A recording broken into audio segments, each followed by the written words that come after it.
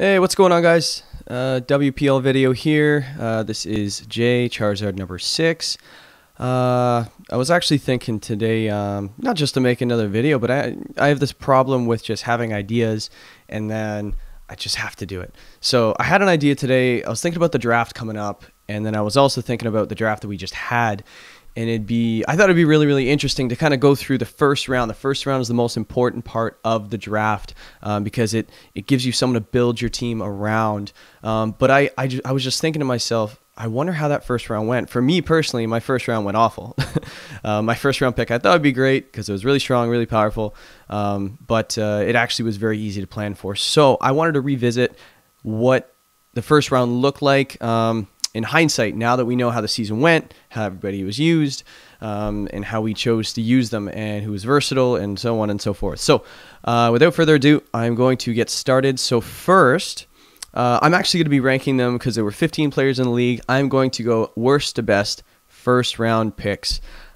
So a few of these are surprising. I just went through the first round and kind of went, this is all opinion based, obviously. I just kind of look at the stats. I look at the usage. I kind of look at, you'd be surprised at one of the top ones I chose, but because their stats weren't great, but how they were used, I thought it was really valuable. So I just kind of wanted to go through that. So number 15, the dreaded number 15, last place, I'm going to give to Gmax Colossal. Gmax Colossal belonged to the Fiery Infernape Psych, and when he picked this second overall, let me just type in Colossal here. When he was selected second overall, we were like, oh, that's a good pick because he was on fire. Most of the Series 5, Series 6 with the weakness policy and then making its speed over 300 with going +6 right away before it even got his first turn, just decimating everybody. It was not used one time, guys.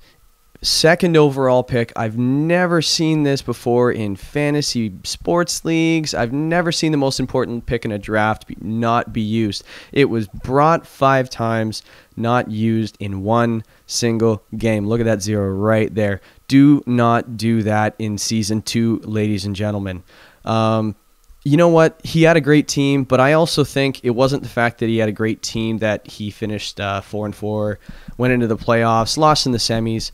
I just feel that he made a lot of really, really good plays. A few of the teams he brought were a little surprising, but Gmax Colossal, I believe, was very hard to prep for. In my match against him, I was prepping for Beat Up Cobalion and Surf on Colossal. And I never saw Colossal. I still lost, but at the same time, I believe that he could have been used more throughout the season. I'm not going to waste too much time on each pick, but that one was a huge shock for me.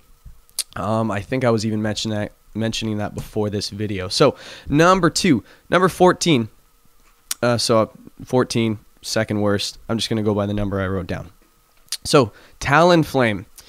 Talonflame was on my list and many others, I imagine, for its priority Gale Wings ability, giving all flying attacks +1 priority, and it already has a fast base stat total already. Priority Tailwind, priority, I believe we had the access to dual wing beat as well. You could use Gust as a weakness policy proc as well. I just don't think this Pokemon was used the greatest this year. Light Up Sketchers, so Mr. Alton Aces. You know what? He brought the same team every year. After talking to him for a little bit, he's learning a bit too. You know, he's kind of getting into the format. This is his first draft league, like many of ours as well. But as you can see on a stat sheet, he brought the same 6 Pokemon every week. Good on him for sticking with your favorites. But at the same time, if you just look at these stats here, 3 kills, 10 deaths, you know what, for a set of Pokemon, you know what, not too bad, but I believe that Talonflame is very scary. Could have been paired a little bit better, but you know what, maybe he might be used next year again, and he might get him again and learn from this year and use him a little bit better this year. And just know that I'm coming up soon. My first round pick wasn't great, so, and nor did I use it very well, so just so you guys know. So number 13, I'm going to go with Gastrodon, the Great Marsh Gastrodons. You know what? Playoff team, Great Marsh, decent season. Unfortunately, lost in the first round to a good team in the Patch Rats. But Gastrodon, just looking back here, I don't remember it being like this. 3-7. You know, but it was brought 9 times, brought 6 of the 8 weeks, used 9 games, but it died 7 times. I think you can use a pretty balanced Gastrodon. Like, you kind of don't know if I've used an Assault Vest Gastrodon before with Ice Beam and Muddy Water and Earth Power and things like that. And I think I even ran Clear Smog as well. But you can also run a Gastrodon with Yawn. You can run it with Recover. Just be an absolute pain. But I just look here, and you know what? There were a lot of good first-round picks, so someone's got to go near the bottom. They're not too bad moving here forward. I believe the first 2 were really, really underused. No offense, guys. But I just wanted to rank them, but I think we're going to be a little more surprised as we move up. So Gastrodon, I had a hard time with facing this Pokemon because my first round pick was Dracovish. Fish just rend his water, just gets completely absorbed by Gastrodon, just a complete wall. I don't think I brought it the whole match because I just thought it'd be a waste of time, but we'll get to that in my when it comes to my horrible pick. Number 12, I'm going to pick Kingdra. And here is why. Where the heck is Kingdra? Let's see. It would be easier if I just did this. Kingdra. Kingdra, paired in with Pelipper or Seismitoad, which he was actually. I don't know about you guys, but this 15th overall pick, so 5 cent actually, no, not 5 cent, and man, when we drew the order of draft selection, and I was kind of placing them, and everybody was just like, I hope I'm not last. I hope I'm not last. You know what? This draft, I believe, based on how it went, not based on how the season went, but just this, the draft before the season started, I believe that this was the best draft. This team had the best draft, Las Vegas Corviknights. When I saw Kingdra go 15th, and because it's reverse snake order, he got first in the second round. He was able to choose duo, and we saw Palisand and Excelgor as well. I was just sweating during the draft. I think it was by round 4. I was like, well, this guy won the draft clearly. But Kingdra here, a 15-13 record.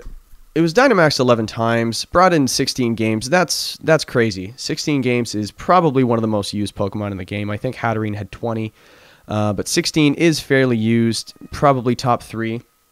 But 15 and 13, I think it could have done a little bit more damage. Life Orb Kingdra, Dynamax right off the bat, as fast as it is, probably could have had a little bit more of an impact. But you know what? Sometimes it's just not the way it goes. And we're about to get to I'm going to give myself number 11. I believe I had one of the worst first round selections in Dracovish. Let's go over to Dracovish and see, and I'll give you all the reasons why.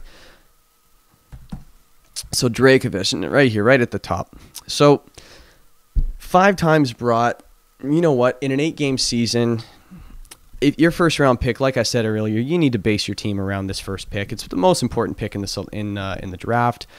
The fact that I had 3rd overall too, I definitely could have made better use of this. I went 3 and 5. That's not great, and it was barely even used. 6 games the entire season. It's just horrendous. I just felt that, and it's actually going to change the way my second Season 2 draft goes as well. I mentioned this in a previous video that I can't go with a very one-dimensional Pokemon. Dracovish, you're either going to get Choice Band or Choice Scarf. That's basically it. If speed ties, speed tiers, things like that, if you're up against a slower team, throw a Choice Band on it. I didn't end up really getting a Tailwind setter, so Talonflame. But yeah, Dracovish I feel I could have used a little bit better, but everybody just seemed to prep for him because he hits like an absolute truck. But on the list of worst first-round picks, Dracovish has got to be there. Could have been lower, but hey, it's my video. So let's go to 10th. Rank 10 on the first-round picks. I'm going to go with Amungus. Amungus. Okay, so first overall went to the Franklin Freezers, a.k.a. 5 cent. So a lot of guys were surprised by this first overall pick, and that's probably a lot of pressure to have having the first overall selection, you've got every Pokemon at your disposal, and some guys might say, oh yeah, just, salivating over the opportunity to have whatever you want. It's my pick. Two things: the pressure. It's no matter what you do, first overall pick, unless you had a great season, whatever it might be, you're probably going to be on this list on the bottom half, just because it's the first overall pick is so highly valued. It really shouldn't be. If anything, if I got the first overall pick, I'd be pretty upset, because if you pick one, you ain't picking until, 32 or 31? That means you don't get a pick for, 30 picks? Probably fell asleep. So Amungus wasn't a bad first overall pick. I saw it and went, you know what? The Spore threat, you don't get a whole lot of electric terrain. You don't get a whole lot of misty terrain in Series 6. Amungus was a monster when it came to redirection, when it came to Spore, 100% accuracy in sleep, and it also had the Pollen Puff for healing, it also had Sludge Bomb, and so on and so forth. Trick Room, don't throw Trick Room up against this thing. It'll just put you to sleep right away, basically with an indirect prankster, because it's so freaking slow. But at the same time, you know what? I feel it could have been used a little bit better. Looking at the Franklin Freezers, I think they were second last in the league. To have the first overall pick, I find is more of a curse than a blessing. But you know what?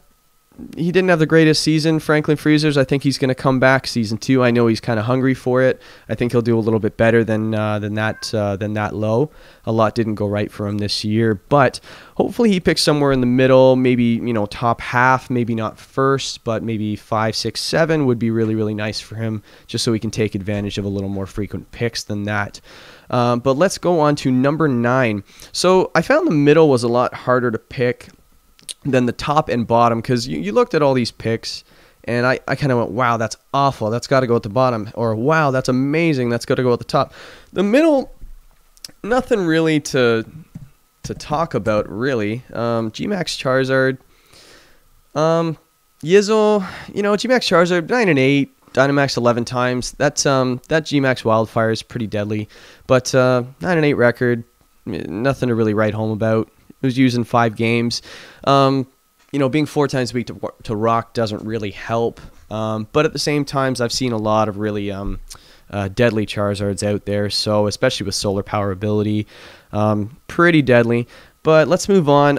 Next, I was actually really surprised. I got Rhyperior at the number 8 best selection in the first round. South Texas Beedrills. He paired him up with Clefairy quite a bit. A really good pairing, Rhyperior and Clefairy. But again, looking at this, it was used a hell of a lot. Dynamaxed and at least once in every match it played. 10 and 11, same thing like Charizard, just pretty much split right down the middle, kills and deaths. But it was I put it a little bit higher because it was definitely something you had to prep for. If you didn't prep for Rhyperior with weakness policy, you were finished. But at the same time, if you knew it was coming, it was a little easier to prep for. So. But again, let's move on past the middle tiers. So I got Gmax and Teleon at number 7. Gmax and Teleon, again, 8 and 7, Dynamax 8 times. I remember when I faced Gmax and Teleon in week 8 against the Gold Decidueyes, I ran into a Soak Teleon. I don't know if it had Choice Scarf, but I do know it had Soak, and Roserade one-shotted my Ferrothorn. You think you're in pretty good shape when you got a Ferrothorn on the field facing a Roserade and a Inteleon, but first Pokemon goes Soak, second Pokemon goes Leaf Storm, equals Ferrothorn dead, and end of my season. Let's not go any further into that. We are talking about first round picks. So number 6, I got Gmax Lapras. One of the most deadly Gmaxes in the game by Gmax Resonance. Dual screens, turn 1, throw on a Life Orb, hits like a truck, and sets up your defenses for the rest of the match. Not to mention if you have a Light Clay on it, if you go not to go with the Life Orb or the Weakness Policy. But you know what? 10 and 7, not bad. not bad. The fact that it can be used offensively, it probably got most of his kills, but if it went into a match for defense and basically just kind of wanted to stall it out with its screens and Dynamax as well, Gmax as well, you know what? So a 10-7 record, not a bad pick. So that's probably why we're in the top half of this first round list. Next, number 5. So the top 5 I found was really interesting. Not too hard to kind of tier 1 to 5 or rank 1 to 5. I got Dusclops at number 5, and here's why. I actually looked at this, and I think I mentioned this in my preview for the finals with Honolulu and Vitor. So you look at Dusclops, and you're saying, Jay, I see 4 and 4. You had Lapras at 10 and 7. You had Inteleon at 9 and 8. You say Inteleon absolutely wrecked you in your match. Why do you have Dusclops at number 5 with such low kills and low deaths?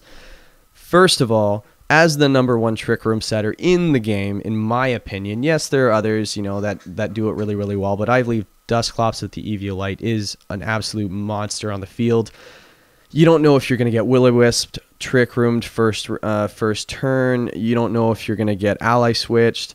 You don't know if you're going to get, I don't know, Shadow Sneak to proc the Weakness Policy, or a Brick Break, or you have no idea what you're going to get. 9 games played, only 4 deaths for someone that has basically no offensive power whatsoever except for Nightshade and just being an absolute pain on the field. Well done, Honolulu Pukumakus. I believe that this was a worthy top 5 pick, and once you see the next 4, you'll probably see why Dusclops wasn't ranked higher. Number 4, I got Volcarona, and this was actually the first and only non-Gmax, non-S tier pick in the first round. Kind of a ballsy move by the Patrats. It worked out for him, being in the semis and all. But Volcarona, again, very versatile. I believe this is one of the better first-round picks that was this season in Season 1. 7 and 3, rage powdered almost every single game it played in. It speaks for itself. I believe it's got like a 135 base special attack stat, and it has access to what's that move? It's got the one that boosts special attack, special defense, and speed. I forget what it is. Tip of the tongue. But I don't think he used it a whole lot, but Quiver Dance. That's what it is, Quiver Dance. So Volcarona, again, 4 times weak to rock, just like Charizard. But again, 7 and 3, this thing just didn't die, right? You didn't know when it was coming. I know a lot of guys were saying they prepped for it and they didn't bring it. Actually, no.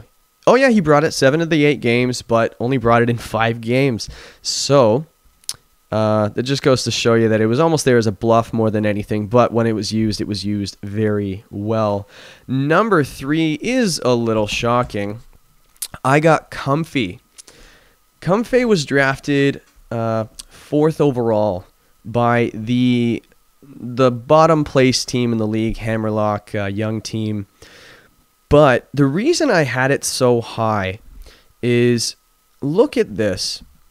I believe that Hammerlock, he forfeited 2 of his games just because he wasn't available or whatever it might be. So that means he only could have played 6 matches. He brought Comfey every single match. Led Comfey every single match. Doesn't matter which game it was. Doesn't matter which match it was. Comfey went out first, right next to Hawlucha to proc that weakness policy and unburden ability on the Hawlucha. I was pretty nervous when I was facing this guy, even though he didn't have the greatest record at the time, but I watched his previous matches. You knew what you were going to get. Even though you know it was coming, it was still hard to prep for, but I did walk away with the win, but it took me 3 games to do it. But Comfey, look at the usage. It even got 4 kills.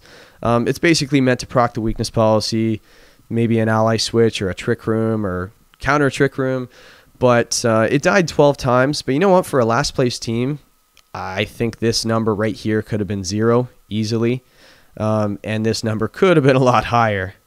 So actually, it couldn't have been a whole lot higher, you know, having 12 deaths. But yeah, dying in every one of them. Yeah, this is what happens when you don't prep for your videos, boys. All right, so I'm gonna move on. So number 2, and you know what? I actually was debating on switching 2 and 1, and I'm going to do it. So my actual number 2, switching on the fly because I'm great at doing this so far, third video in life. Primarina is the number 2 first round pick, in my opinion, used by Vitor. Vitor clearly has had a great season in the finals, used Primarina basically as good as you can use it. Aaron Zhang is in the finals for the WBE, has Primarina as well. I don't know the stats for him, but I believe it was used very, very similar. 14-7, very deadly. 11 games played, 7 deaths, Dynamax 7 times. This thing was just used to perfection. There's not really a whole lot to say. Primarina is fairly one-dimensional. It's got its Hyper Voice, it's got its Water Attack, it's got its Fairy Attack, maybe Protect. I'm not sure the rest of the move pool for the most part, but fairly one-dimensional. But even though it's one-dimensional, it was still, look how we used it, guys. Like, holy crap. Probably next to Corviknight, it's kind of hard to say Primarina is his number 1 pick that he had all season, but that just goes to show you, your first round pick, guys, doesn't necessarily turn out to be your best Pokemon on your team. I can pick a few others that I could say, look at Haxorus, guys, holy crap. I'm just going to get off of Vitor's team. That's so easy. So I'm going to go to number 1, and yes, that's right, Flip Flop Fletchings has the number 1 pick in the first round. Look at this. I may just announce this guy the MVP for the season. Look at those numbers. 18 kills. Are you kidding me? 6 deaths. 50% death rate when it comes to games played. Dynamax didn't have to Dynamax in every game it's played. It had Dracozolt and Kingdra and Gmax Snorlax. Typical for the number 3 ranked team in the league this season. Great job picking Kingdra first. If you didn't have a prep for Kingdra, not to mention if you hit it in the back row and you had your only special attackers left, you weren't killing this thing. I think he told me it was a 3-hit KO from a Max Starfall against Vitor from Primarina. Max Starfall against this thing, again, are you kidding me? Super effective attack. Dynamax takes 3 hits to kill this thing. Come on, this thing's a tank. So yeah, I haven't quite announced the MVP yet, but as you can see, just looking at this list, there are definitely some candidates on this, but look at Kingdra. I can just look at that, 18 and 6. That's nuts to me. Kill death 3-0 or 3-1. But yeah, so you know what? So I had the idea, guys, and let me know if you guys like this video in the comments. Let me know if you guys like this video in the chat. I enjoy making these. It's kind of fun. Give me tips. Give me advice. I'm probably going to pretty it up a little bit, but just for now, it's just going to be just my face in the corner right here, and probably a spreadsheet until I get a little bit more graphics on the screen. We'll pretty it up a bit, but again, let me know if you guys don't like this and you don't want to hear my voice anymore. Let me know in the chat. If you guys want me to make more videos, let me know in the chat. And if there's anything that you guys would like to see, because this probably isn't too common, a Draft League YouTube channel with video content and analysis. If you guys want to see a draft breakdown of next season after it happens, great. If you guys want to see postseason stuff, like post-playoff stuff, like interviews, if you guys like that, let me know. I'm always down to do videos like this. They all seem kind of fun. Guess maybe I can get Wolfie on, guys, huh? Somebody send him a message. Maybe it's for some draft advice, who knows. But hey guys, I'm gonna sign off right now. It's getting pretty late, but hey, thanks for watching, and this was a lot of fun, and tune in for the next video. See you guys. By the way, finals Sunday, Honolulu versus Vitor. It's going to be great. I don't know if they're going to want to stream it live. If they don't, I may do something special for that. Maybe a play-by-play, who knows. But we'll just see how it plays out on Sunday and go from there, guys. So signing off. Have a good night, guys. Peace.